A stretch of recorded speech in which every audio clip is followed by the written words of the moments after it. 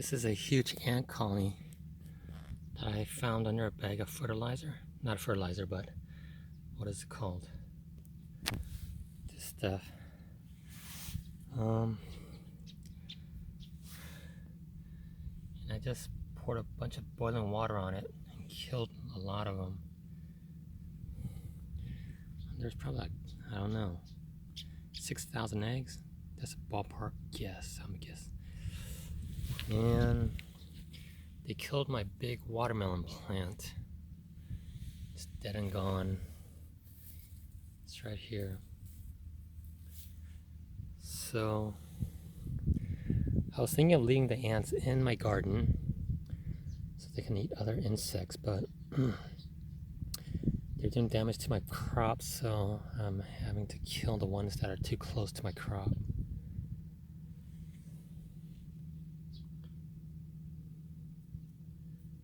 They're scrambling around, collecting the eggs and moving it somewhere else.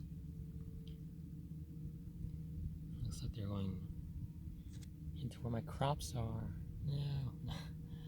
No. Yeah, this is a huge colony. I mean, all the way back here.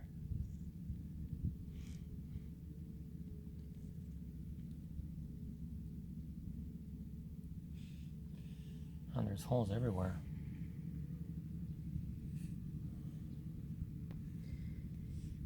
Should I get a second, third round of hot boiling water?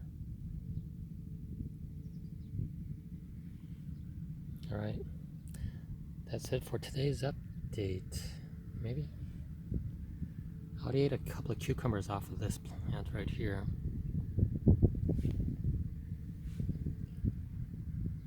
And I see a couple of melons developing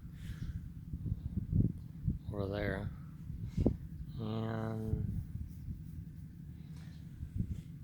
those are only about like half an inch long, 2 inch long.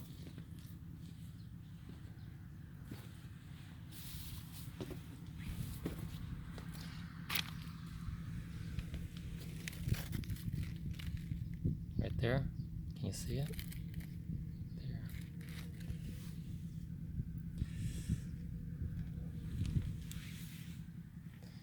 We had another rainstorm last night, and the pumpkin is growing awesomely. I mean, look at these. They're huge.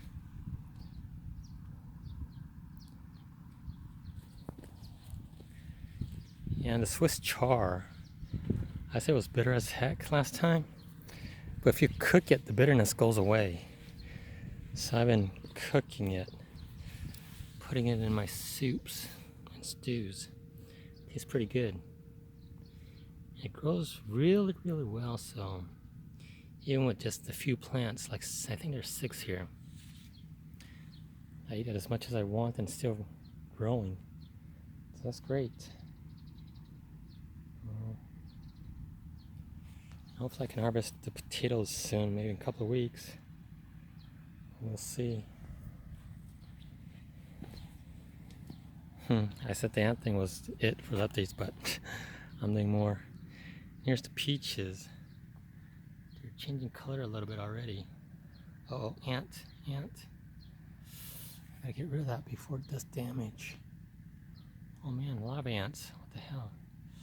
I guess I have to spray this down with baking soda or something. Will that work on ants?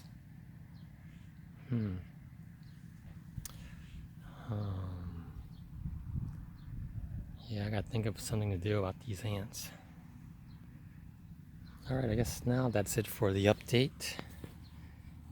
Maybe not. Okay, these beans are climbing the fence. Looks great. And sometimes I have to stand up and hook them onto the fence. So they do climb up.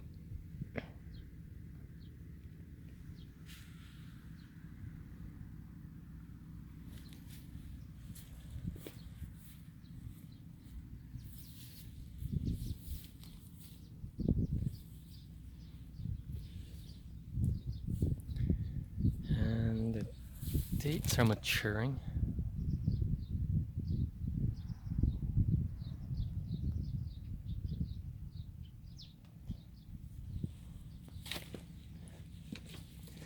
for next year I'm going to have to control the ants before I plant things. And about these pavers, ants like solid places to put their nests. Is it called a nest for ants?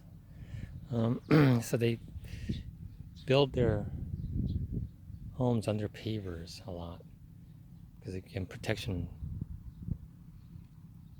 So I wonder if I should keep these or not. I'll think about it after next year's growing season. I mean, if I have problems with ants, then I might have to pull these pavers out and think of doing something else. Maybe just mulch it with wood chips or something. I'm building another bed here, but I don't know what I'm going to plant in it because I lack water. Until I get more rainwater collection, I can't make any more beds because I run out of water pretty fast. And here's some water collected here, some collected under there, and here, over there. That's my rainwater collection currently.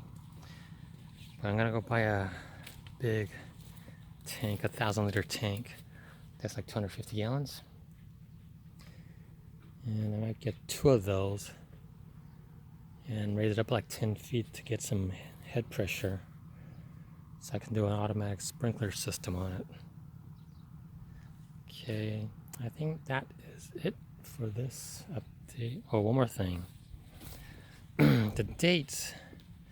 This is a small date tree the dogs chewed up, and I thought it was dead, but it started growing on the sides and came back to life. So these trees are remarkable that not just these trees, but a lot of trees, even if you trim down to a stump, you grow new shoots out the side and grow a new tree. It's amazing. And as I was laying these pavers right here, I ran into this dates, and these things have thorns. I got poked right below the bum, and now I'm getting a rash. So this has some substance that protects it from animals, not just humans, but I'm sure they developed it to keep other animals from eating them. Here's a thorn right here. Can you see it? Yeah. Well, so these things give you a rash if you bump into it and poke you.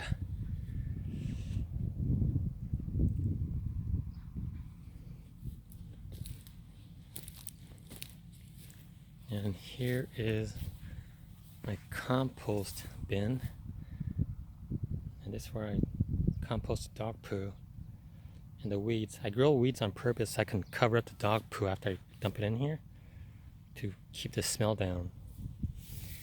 And here's a box of coffee grounds that got rained on. Now it's coffee. I'm gonna try that as an insecticide somewhere. I'm gonna test it out. And okay, so that's it for this update. I'm extending this because I'm trying to make my videos 10 minutes long. I think for YouTube you have to make it at least 10 minutes or something, I heard somewhere a long time ago, to get views or something like that. I don't know. And this mulberry tree is bushing too much. So I'm going to trim it back to just 1 or 2, stalks? Because, oh, look, there's a frog on here. I see a lot of these little green frogs on a lot of the leaves in my garden. And I'm glad they're here because I'm sure they eat up the little 2mm size flies that I see everywhere. I saw some of these frogs on my peach tree too. I'm very grateful for their existence here. And that's why I don't use any type of chemicals whatsoever, and I'm reluctant to even use baking soda, vinegar, things like that. So I just use boiling water right now. So it only goes to where I want it to go, and the effect is immediate and it's not toxic. And as soon as the water cools off, it's inert. Well, inert. It doesn't harm other insects or animals. Okay, so that's it for today. Today's July 3rd. Is it July 3rd? July 2nd. Alright, catch you next time.